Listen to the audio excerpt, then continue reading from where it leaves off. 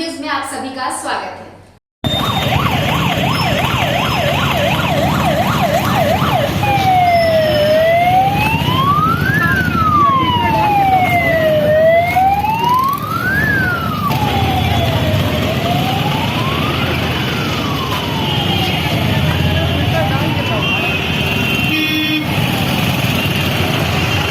जमशेदपुर ईद मिलादुन्नबी को लेकर शहर में किसी तरह का जुलूस नहीं निकाला गया।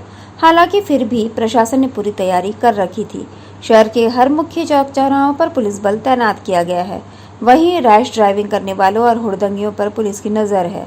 मानगो चौक पर मुख्य रूप से बिना हेलमेट के निकलने वालों को पकड़कर जुर्माना वसूला गया।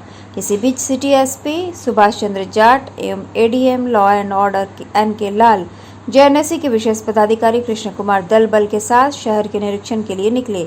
सिटी एसपी ने कहा, कोरोना को लेकर सरकारी गाइडलाइन के अनुसार ईद मिलादुन्नबी में जुलूस नहीं निकालने का आदेश था। जुलूस निकालने वालों ने भी इसका समर्थन किया और जुलूस नहीं निकालने का निर्णय लिया।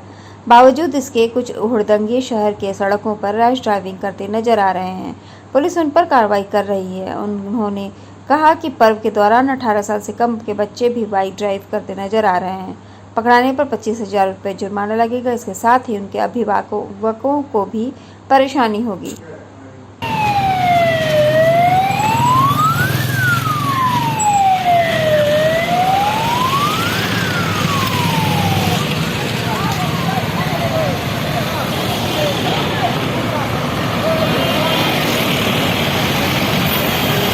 ईद मिलादुन्नबी के अवसर पर जमशेदपुर के जनता ने और जो स्टेक होल्डर्स हैं, इन लोगों ने सरकार के गाइडलाइंस को मानते हुए ये निर्णय लिया था कि जुलूस नहीं निकलेगा और निर्णय पे कायम रहे हैं। जुलूस नहीं निकला है, कहीं कोई किसी तरह की समस्या नहीं है।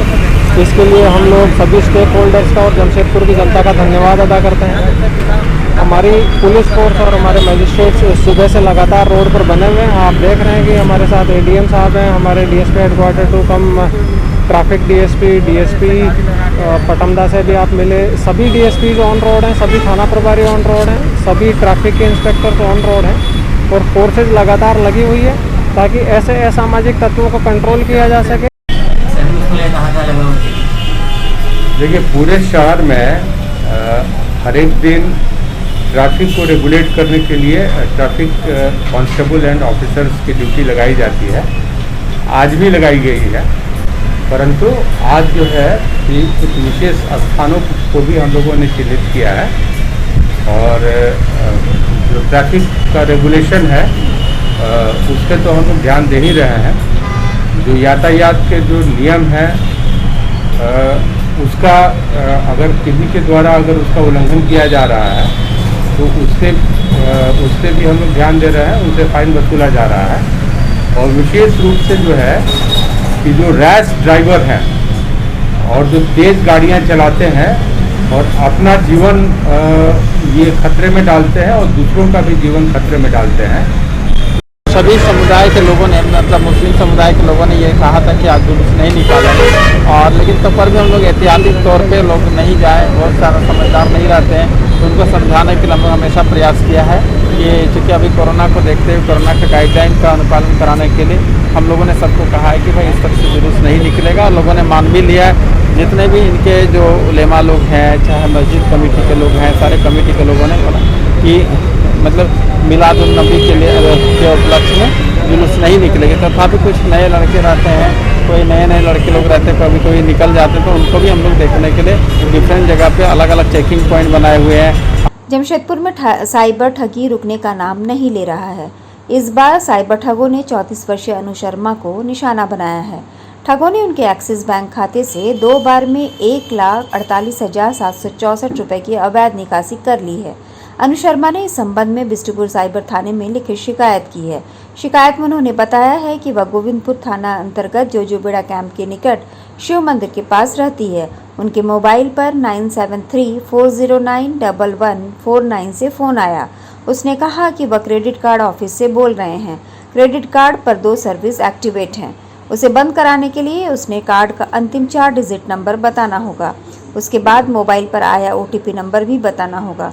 उन्होंने इसे बैंक अधिकारी समझकर अपने कार्ड का अंतिम 4 डिजिट व OTP नंबर बताया, जिसके बाद उनके खाते से 2 बार में क्रमशः 99,274 रुपये और दूसरी बार में 49,490 रुपये की निकासी हो गई।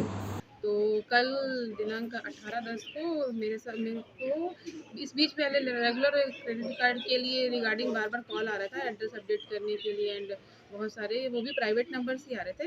तो इसलिए कल मेरे पास फिर 2 नंबर से कॉल आया जिसमें उन्होंने कहा कि मेरे क्रेडिट कार्ड में 2 सर्विस एक्टिवेट हुई है, उसको डीएक्टिवेट करने के लिए आपके पास एक पिन आएगा, उसको शेयर कीजिए तो आपकी ये सर्विस डीएक्टिवेट हो जाएगी, नहीं तो आपका इतना चार्जेस कटेगा। तो मैंने बोला ठीक है, मैंने तो कोई सर्विस एक्टिवेट नहीं की है, उसको डीएक्टिवेट कीजिए। तो मैंने जैसे ही OTP शेयर किया है उनको पिन, तो मेरे क्रेडिट कार्ड से 2 ट्रांजेक्शन हुए हैं, 99,274 रुपीज़ का एंड 49,490 रुपीज़ का। तो तुरंत मैंने फिर बैंक में जाके कंप्लेंट की है, कार्ड ब्लॉक कराया है, FIR भी करेंगे।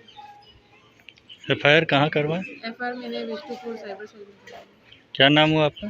मेरा नाम मनु कुमारी। झारखंड स्टेट क्रिकेट एसोसिएशन के पूर्व अध्यक्ष अमिताभ चौधरी सहित 4 लोगों के खिलाफ शिकायतवाद दर्ज होने के बाद मामले को न्यायालय ने संज्ञान में लिया है। सोमवार को मामले की सुनवाई हुई। अब न्यायालय की ओर से सभी आरोपियों को कोर्ट में उपस्थित होने का नोटिस भेजा जाएगा। मामले की जानकारी देते हुए शिकायतकर्ता के अधिवक्ता रंजनधारी सिंह ने बताया कि इस साल 2018 में रणजी क्रिकेटर ने शिकायतवाद दर्ज की थी, जिसमें अमिताभ चौधरी, राजेश वर्मा, गोविंदा मुखर्जी और रंजीत कुमार सिंह को आरोपी बनाया गया था। इन पर आरोप था कि साल 2010 से 2015 के बीच JSCA के अध्यक्ष रहते हुए अमिताभ चौधरी को JSCA के विस्तार के लिए BCCI की ओर से 196 करोड़ रुपए दिए गए थे। इनके द्वारा रुपए का गलत इस्तेमाल किया गया। अब उज्ज्वल ने इन सभी के खर्च का जवाब मांगा तो उन खर्च का हिसाब नहीं दिया गया। अंत में इस मामले में शिकायतवाद दर्ज कराई गई। सुनवाई के दौरान शिकायतकर्ता के अलावा सुनील कुमार सिंह और शेषनाथ पाठक की गवाही हुई थी। अंत में मामले को संज्ञान में लिया गया है। नेशनल न्यूज चैनल में एक स्टिंग ऑपरेशन हुआ था। कई जिलों के सचिव पैसा लेते हुए रेड हैंड पकड़े गए थे और उसके बाद भी उन पर अगर कार्रवाई नहीं होती है और वो प्रैक्टिस जो है खिलाड़ियों को बाहर से ला करके पैसा लेकर के रजिस्ट्रेशन कराने का, खिलाने का, वो लगातार जारी है। ये इसलिए है, आपको बता रहे हैं कि जो पदाधिकारी बन रहे हैं वो सिर्फ वोट की राजनीति जान रहे हैं। कुछ लोग तुम कमाते रहो, मैं भी कमाता रहूं, हम लोगों को वोट दो, दूसरे लोग नहीं आ पाए, नहीं तो हम लोगों का बात को उजागर कर देंगे, गलतियों को आगे ले आएंगे। तो क्रिकेट में न सुधार हो रहा है, न खेल में कुछ हो रहा है। जैसे रांची जिला क्रिकेट संघ के मेरे हटने के बाद एक सचिव बने थे मोहम्मद वसीम, उन पर क्या कार्रवाई है पूरे हिंदुस्तान जान रहा है। लेकिन आज वो जो भी कार्यक्रम हो रहा है, चाहे वो JPL हो रहा है उसके कोच बनते हैं, या अभी एक कार्यक्रम हुआ उसमें वो 14 दिन तक रेडिसन ब्लू 5 स्टार होटल में उनको रखा गया। क्यों? क्योंकि अंपायर्स के साथ में थे, बायो बबल में थे, तो इसलिए घर छोड़ करके उनको होटल में रहना था। तो कहने का मतलब है कि जो गलत कर रहे हैं उन पर कार्रवाई तो JSCA कर नहीं रही है, और जो लोग ये मुद्दे को उठा रहे हैं कि गलतियों को रोकने के लिए, उनको तो अब 2 मिनट तुरंत बाहर कर दिए जा रहे हैं। जमशेदपुर के आजाद नगर थाना अंतर्गत वारिस कॉलोनी में तनवीर अंसारी की करंट की चपेट में आने से मौत हो गई। इधर तनवीर की मौत के बाद स्थानीय लोग आजाद नगर थाना पहुंचे और बिजली विभाग पर लापरवाही का आरोप लगाते हुए मामले की लिखित शिकायत की। मृतक के परिजन 20 लाख रुपए और एक नौकरी की मांग कर रहे हैं। तनवीर विदेश में इलेक्ट्रीशियन का काम करता था और बीते साल ही अपने घर वापस आया था। कुछ दिनों में वापस जाने वाला था। इस घटना से स्थानीय लोगों में विभाग के प्रति काफी आक्रोश है। लोगों का कहना है जब तक कार्रवाई नहीं होती तब तक शव का अंतिम संस्कार नहीं किया जाएगा। जानकारी देते हुए तनवीर के पिता खलील अंसारी ने बताया, तनवीर किसी काम से बाजार गया था। बाजार से सामान लेकर वापस घर आया और अपनी बाइक घर के बाहर खड़ी कर रहा था। जैसे ही वह घर के बाहर एक पोल में सटा, वैसे ही उसे बिजली का झटका लगा और जमीन पर गिर गया। उसे तत्काल अस्पताल ले जाने के लिए निकले पर उसने रास्ते में ही दम तोड़ दिया। फिलहाल परिजन थाने के बाहर कार्रवाई की मांग कर रहे हैं। आज बहुत दुखद की बात है ये कि वारिस कॉलोनी में एक जवान जिसका नाम है तनवीर अंसारी, जो घर का एक ही सहारा था और आज वो सहारा भी चला गया। तो मैं पूछना चाहता हूँ प्रेस मीडियम के माध्यम से कि किसकी लापरवाही है ये। आज ये सामने जाहिर होता है कि जिसकी लापरवाही है इलेक्ट्रिक विभाग का, वो इसका मुआवजा दे ताकि उस घर परिवार का, जो पीड़ित परिवार है, उसका सहारा बने।